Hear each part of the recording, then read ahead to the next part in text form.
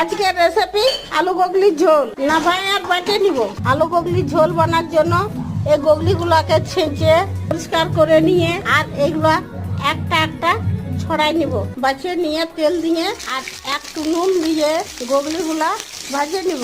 গগলিগুলা ভাজে উঠাই নিয়েছি। পরে তেল গরম করে আলুগুলা একটু নুন দিয়ে ভাজে নিব। আলুগুলা ভাজা হয়ে গেছে, তুলে নিচ্ছি। এরপরে পেঁয়াজ ভাজবো। পেঁয়াজ ভাজা হয়ে গেছে, আদা রসুন জিরা গলপিয়া কাঁচা লঙ্কা বাটা একসঙ্গে বাটা মশলার জলটা দিয়ে হলুদ টমাটর পরিমাণ মতো নুন দিয়ে টমাটরকে ভাজিয়ে দিব। টমাটর ভাজা হয়ে গেছে, এরপরে এর মধ্যে ভাজা গগলিটা আলু ভাজাটা দিয়ে সবগুলাকে 2 মিনিট ভাজে নিয়ে জল দিয়ে ঢাকুন দিয়ে ফুটতে দিব। এই যে তরকারি ফুটে গেছে, আঁচটা বন্ধ করে দিয়ে নামাই আর বেটে নিব।